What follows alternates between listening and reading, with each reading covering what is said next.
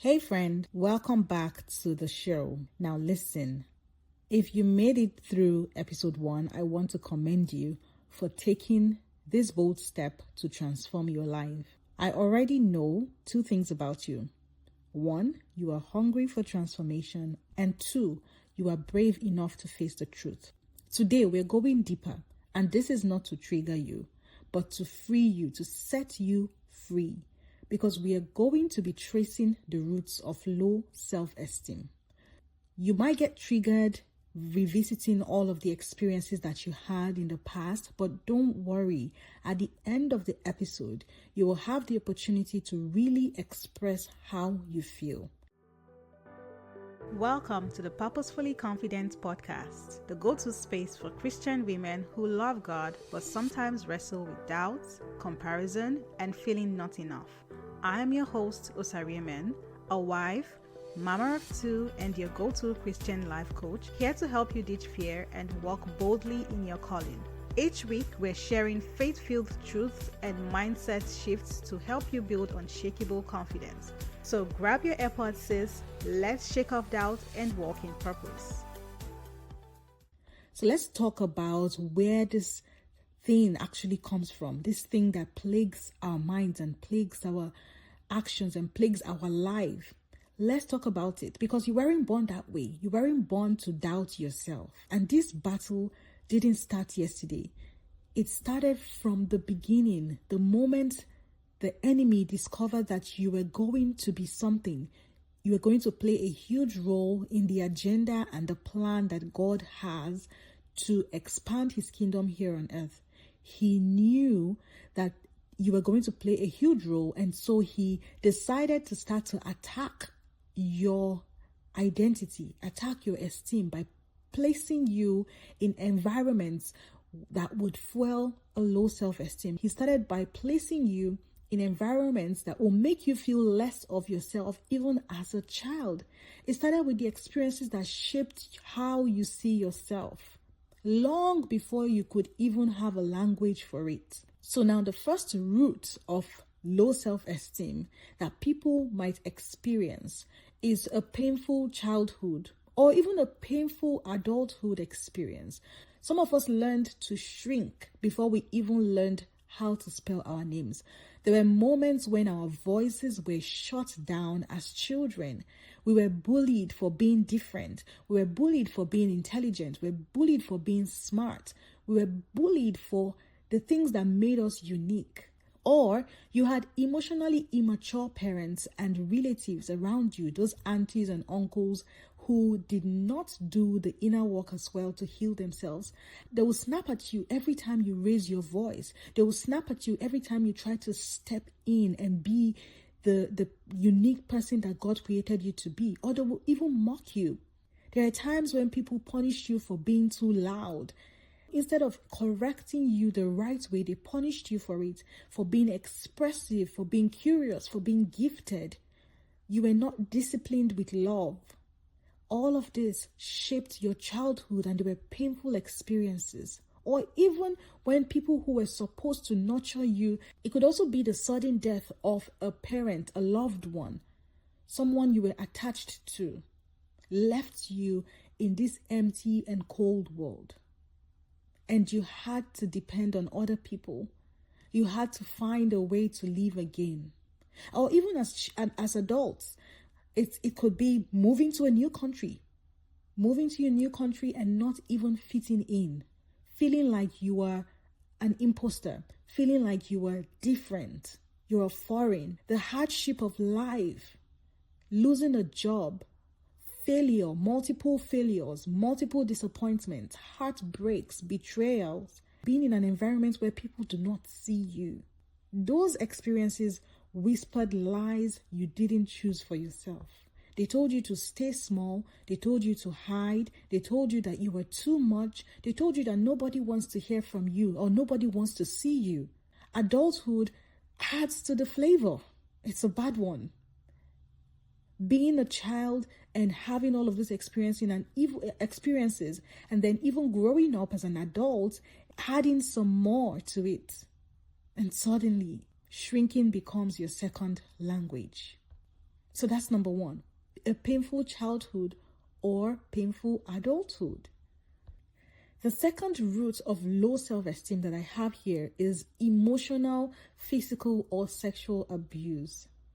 Abuse in any form leaves a message. It leaves a false but a loud message. It says that you are not worthy. It says that you do not matter and you deserve everything that happened. Trauma attacks identity at the root. It plants shame where God planted your glory.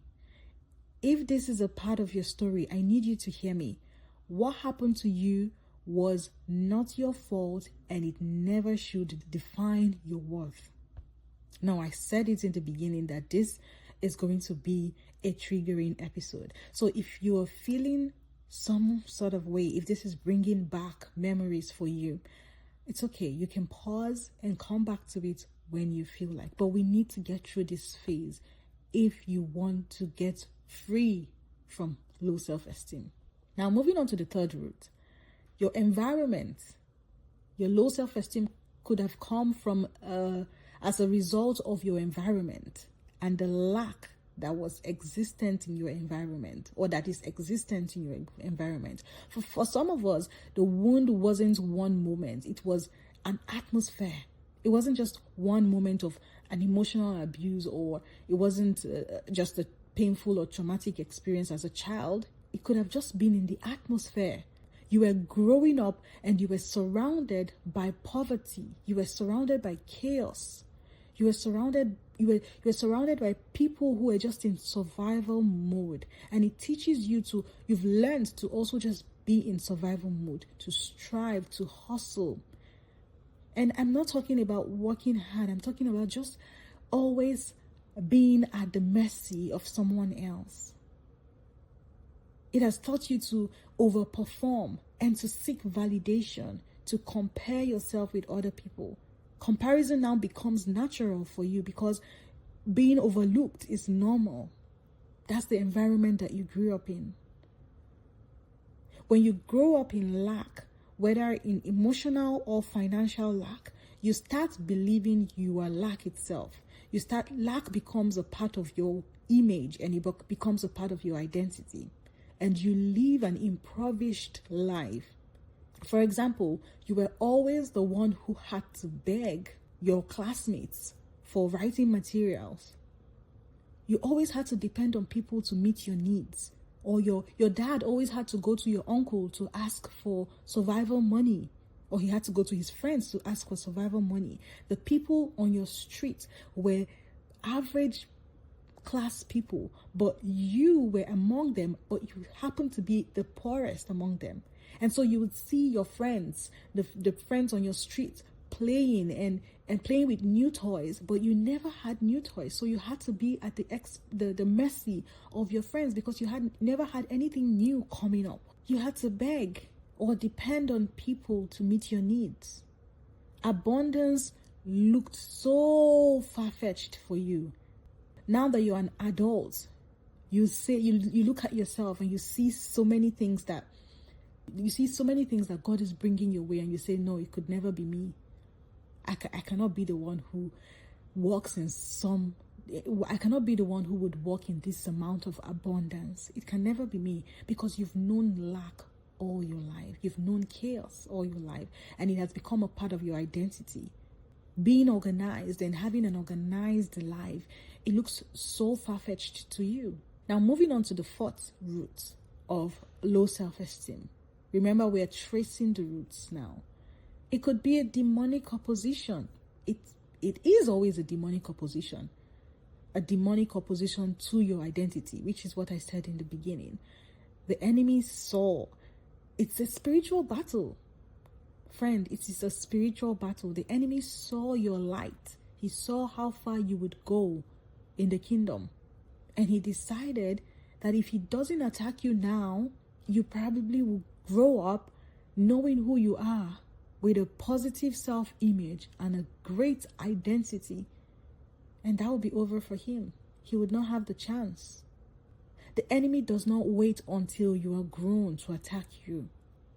He doesn't see you as just a baby. Remember what he did to Jesus? King Herod wanted to get rid of all the children, the babies. Remember the story of Moses as well? They all wanted to attack the babies. But why was it so bad for them? Why were they so triggered at the fact that the baby was born? After all, it's just a baby. But no, the enemy doesn't just see the baby. He sees the full-grown human being that you will become, whole and healthy and sane and doing all of the Lord's work in your adulthood, or even in your teenagehood, or even in your childhood, depending on when God chooses to unravel whatever it is that he has put inside of you. Once he gets a sense of who you are to become or who you are, then he starts to attack you and foster all those environments, to create all those things, the chaos in your childhood. He starts early. It could be your childhood, it could be your adolescence. You could have been that bright child, growing up very well, fantastic, but then in your adolescence, your teenagehood, boom, everything shuts down. You start to reconsider, rethink about your image. Because he knows that if he can distort your identity from a young age, he can distract you from your destiny later. And instead of you to be fully walking in who God has created you to be, you would be busy trying to rebuild your identity.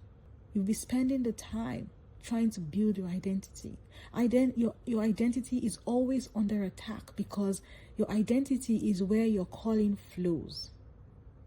If he can make you doubt who you are, he can make you doubt who God is in you. You will not be able to see past the way that you see yourself.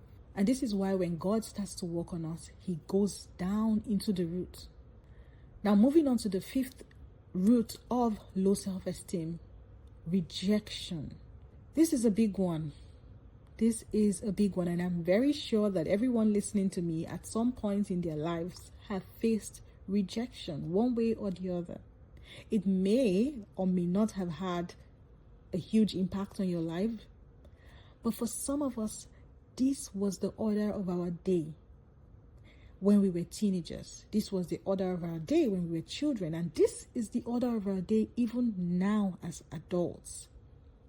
If we're being honest, rejection has probably shaped more women than relationships have. The times when you wanted to be loved, but they rejected you. You wanted to be picked, but they said no. And you have normalized it that, you know what, I'm not going to get picked anyway. When you started to get to your early teenage age and you started to have experiences, and there was this guy that you had a crush on, but he chose someone else. He rejected you. And that felt so bad. That made you feel like you were not worth it. And for some of you, that is where you have stayed, in that zone, because you weren't chosen by that guy. You stayed in that zone and it's in that mindset. And it has gone on to produce so many other episodes of rejection in your life. You wanted to be the prefect. You wanted to be chosen as part of the people that would represent your school, part of the people that would become. Let me share one story with you, my story of rejection. Now, it may not seem like a big deal to you, but all of these things, little by little, they form and shape your life. Now, let me share a story with you. When I was in secondary school, I was an average student, and I thought I was doing well. I wasn't disobedient. I was neat as I could be. I was showing up to classes. I mean, there were people who were worse off than me. Let's put it that way. And my expectation was that when we had gotten to the time of leadership in our class, when we had got into the classroom where the leaders of the school would be selected, my expectation was that at least, even if I wasn't given the head girl, that's the head of the school, at least I would have been given a position as a prefect, because I did well for myself. And the thing is, I was always representing my school.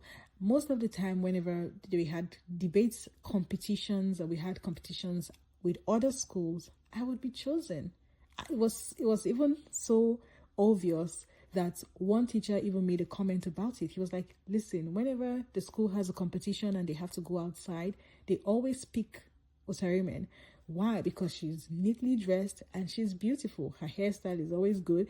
He just, commented on the fact that I was worthy enough to represent the brand of the school. And so I got chosen most times. And so this was what I had in mind. And then when it was time for the leaders to be selected, my name wasn't mentioned. It's funny now. It's funny now, but then I couldn't even share this with anyone because they would look at me like, who do you think you are? But I knew it deep down that I was leadership worthy. I was leadership material. But I wasn't chosen. Why wasn't I chosen?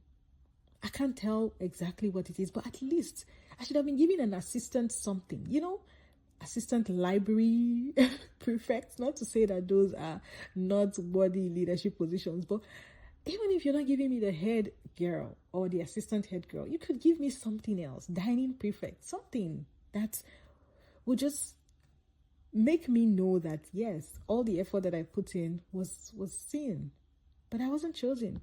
But you know what even amazed me the most? And this is why I had the audacity to be upset. It was because during the graduation, I was the one who was chosen to present the speech on behalf of our set, the graduating students. I was chosen to present the speech. So, and we had a head girl. Why wasn't the head girl chosen to present the speech? And so these are the things that made me feel, you know what, this was just some form of orchestrated rejection. The enemy just wanted me to feel less of myself from this experience. For you, it could have been, for someone else out there listening to me, it could have been that you grew up in a home where you are not the number one citizen. You're a second-class citizen, and you are treated as such. And so everything else will get to everybody before it gets to you. You're working so hard to make sure that these people see you as worthy. They see you as loved, as you should be. Because there is a part of you that wants to be loved as human beings. That's just the way God created us. There is a part of every one of us. We're emotional human beings. And we all want to be loved. We all want to be validated. We all want to be affirmed. Unfortunately, we do not have such experiences. Rejection is a big one. It's a big one. And now here's the lie that rejection teaches you. It says that you're unwanted. It says that you are unchosen. It says that you are invincible. It says you are not good enough. But the truth is, you were rejected by people who couldn't recognize your God-given value. People who didn't even recognize their own God-given value in the first place, let alone recognizing yours. Their inability to choose you is not a reflection of your own worth. It's a reflection of their own capacity. They didn't have the capacity to take in all of the glory of God that was on you. And now let's talk about how the effects of these wounds show up today. These wounds don't just sit down quietly in the past. I wish they did. And then you can move on. But no, they leak into your today. And they show up as ignorance. You are completely ignorant of the light, the prophetic gifts that you carry. And so you dim your God-given light to make other people feel comfortable. And it's not like you are meant to cause any discomfort on a normal day. Even when you recognize your light, it's not like you're meant to cause any discomfort to other people, but it just makes you feel better. It makes you feel better if you can shrink, if people don't get to see that light of God inside of you. It shows up as overthinking. Everything feels like a test and you are scared to fail. And so you have to just think about it over and over again. It could just even be a conversation. You are scared to hurt somebody. And so you think about what you said and hope you didn't hurt them, hope you didn't say anything that would make them not choose you anymore. It shows up as perfectionism. You don't want to allow yourself to be human. And so when you make mistake, you're so harsh on yourself, you're so hard on yourself whenever you make a mistake. It also shows up as the fear of using your gifts. You know you're called, but you're not bold enough. You're holding it back. And it's also you shrinking anyway. You're even scared of being seen. Even when you are showing up, you are not present. You are still hiding a little bit of you. You don't want to be seen. You just want to be in your little corner doing your thing. And it also shows up as difficulty trusting God with your calling. The same God who called you, the same God who gave you the gifts. You feel difficult to trust him with it. Because somewhere deep down, you don't think you're worthy of being chosen. And it might seem like it's some form of humility. Like, God, I'm not the one to do this. But no, you're scared. You're scared of trusting God with your gifts. You're scared of trusting God with your calling. Now, some of the lies you've been rehearsing, they didn't come from heaven. I just want you to know that.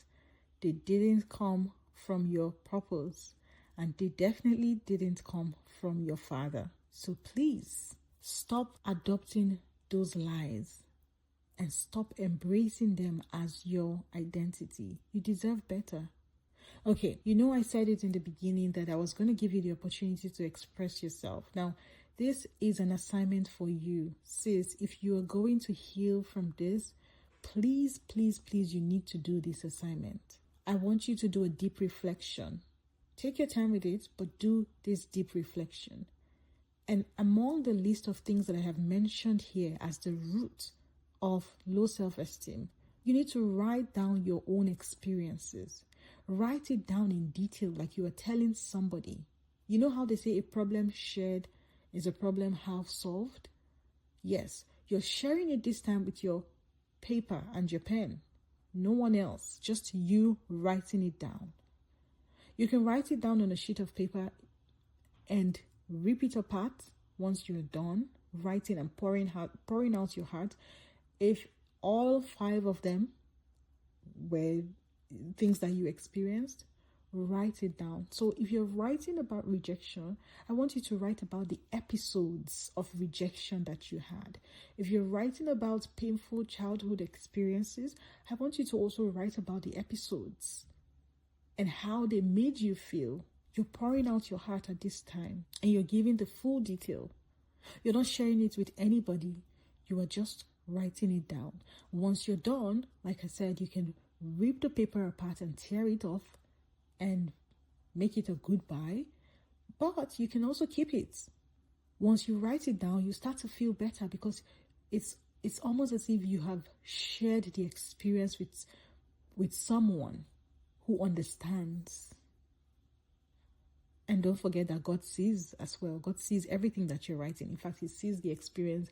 He knows it. He knows it all. And that is why he has brought this podcast your way, because he knows that it's time for you to heal. So make sure you do that. Get a pen and a paper and write down these experiences in a place where it's going to be safe. If you don't want anybody to see it, that's fine. Write it down somewhere that it's going to be safe. Okay? All right. Now, I know that this episode was heavy. I know. Yeah, it was heavier than usual. But freedom requires honesty, and it requires you to show up with courage. And I want to say that I am proud of you. On the next episode, we'll be building the foundation for your healing. Now we have exposed the roots. We've seen how it affects our life. We can finally start building what was broken. And don't forget to head over to the Confident Christian Woman Facebook group and join the community. Okay? Until I see you next time, stay blessed. Thank you so much for joining me on today's episode. If it was a blessing to you and you enjoyed yourself, kindly do me a favor. Leave me a review as this would allow this podcast to be discovered by women like you. You can also be a blessing to someone by sharing this episode with them. Until I come your way next time, stay blessed.